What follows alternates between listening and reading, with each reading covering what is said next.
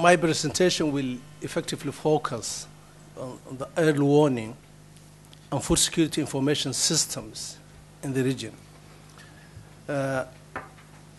Food security has both program and strategy dimension and information analysis and dissemination dimension. So in this particular focus, I want to talk about the early warning, the information aspect, information and analysis aspect of the food security in the region. And why is this important for the whole issues of food security? Number one, why do we need early warning and food security information system in the Arab region? Because there is a growing demand to produce more policy useful information. In the past, the issue of food security was not very much the agenda in the region because we took granted for the stability, the economic growth, access to basic foods and stable foods, the continuous subsidization. But of course, with the change of global food prices, the problem at regional and global level, the Arab Spring, the cross-border population movement, all aspects of food security become more and more pressing. And there is a growing demand, therefore, to have a policy useful information and analysis. And you cannot do this without having timely information and proper data. Also, availability of timely and evidence-based analysis and vulnerability information would help strengthen the ability of the countries and the regional organization to manage threats of food security. Unless you have information and unless you have a quality and reliable information, all stakeholders, whether it's government, whether it's donors, whether it is private sector, whether other key partners, it is difficult to design appropriate interventions. And in most cases, some of the policies which has been adopted by many countries in the region were more of ad hoc based, not well coordinated, most of them more based on politics rather than facts. And sometimes the damage is too much to the fact that they negate one another. And the cost of implementing these kind of policies are huge when you are talking in the long-term and medium-term development programs for the countries.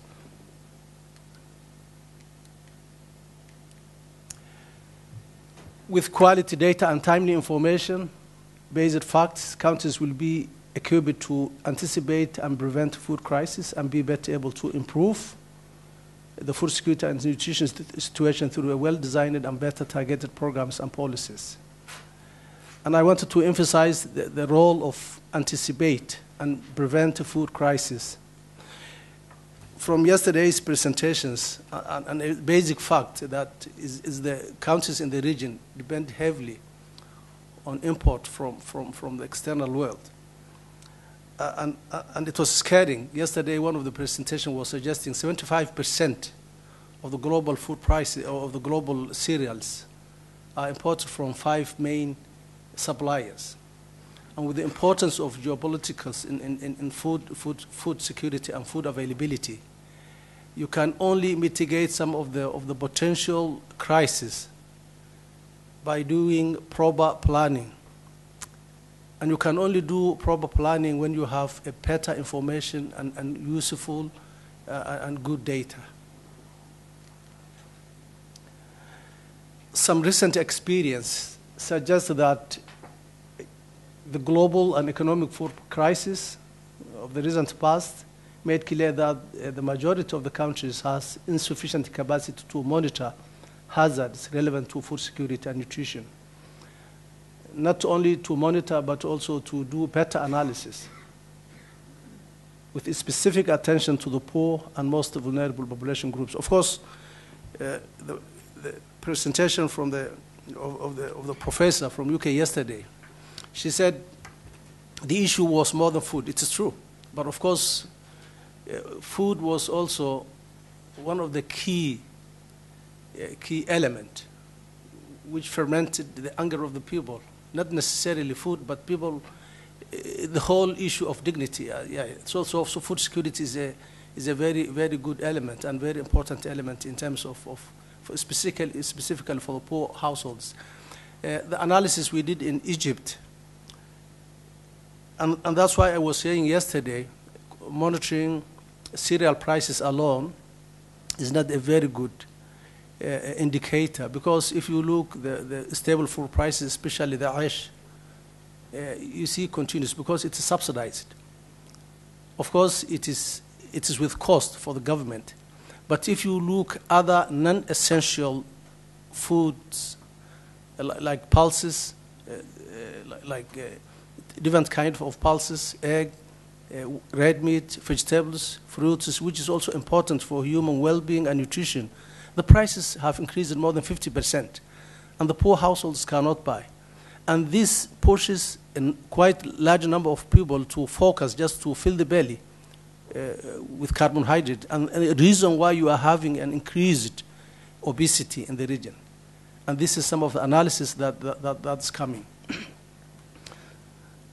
With good information, some of the factors that cause the recent high food prices would have been picked up and reported. The other experience shows that most of the national data is not fully up to date. For instance, if you look at the global early warning systems that is managed by FAO, where you have almost the entire world. If you go to the regional site of this region, the country sites of the region, most of the countries is just, there's no data, with the exception of Egypt and Mauritania. To a certain degree, data is available. Of course, there is an issue and questions about the data, quality, and availability. But the major problem is the sharing aspect. In the past, the governments consider data as a national security issue. But a degree of transparency is absolutely needed, as long as we need to do proper analysis and help governments implement useful policies, which is helpful, not only for the targeted population groups, the poor, but also for the governments.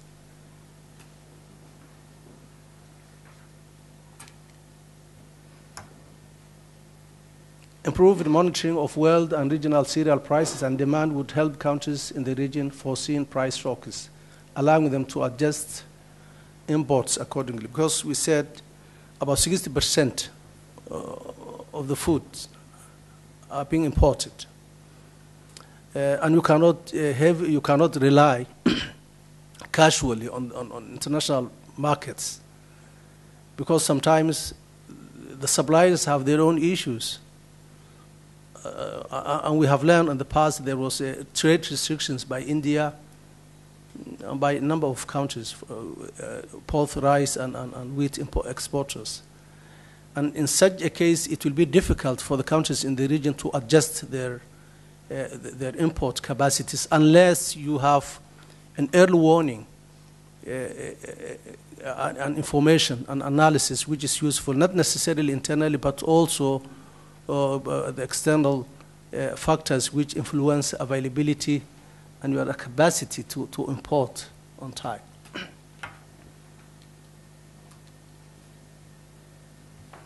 Evidence-based analysis would help policymakers access timely and reliable food security information and analysis, which will guide decision-making and policy developments. Because, as I said, and I don't want to repeat too much, most of the policies are ad hoc nature, and more on policy, and more they are based on politics rather than a sound analysis. And it is up to us, the technical, the experts, people who are interested in food security, both from the governments, from the private sector, from the UN system, and other affiliate institutions, to help countries in the region do proper analysis, inform, provide useful information in which they can act on. There is an increased willingness by the governments in the region to coordination and information sharing across systems. Another aspect is the sharing of the information, not only within the countries, but also within a country. Because food security is a multi-stake approach, even among the ministers, the level of sharing information, the level of common analysis, consensus building is lacking. In East Africa, where I came from, at least, sometimes the level of response may not be very high. Like the famine in Somalia, the early warning and food security analysis agencies has been providing this information for almost a year ago, but because there was a reason to feel a fatigue. But generally, at least, there is a good information, there is a timely information, there is a strong network, there is a consensus about the key message.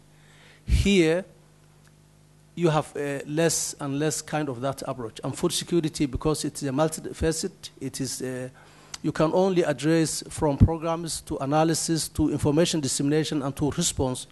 You can only better address it when you have a consensus, when you have a network, when you have a multi-stakeholder approach. And this is also an element which is not very strong in the region. Countries feel it is only the sole responsibility of the government to manage the information, to manage the analysis, and to disseminate the information. And sometimes the role of other partners are very much limited.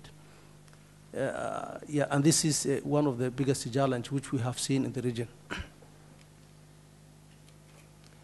So how shall we start? Of course, we don't need to start from the scratch. There are some local institutions, even though, of course, the governments, as I said earlier, see the data, it's its own kind of security element.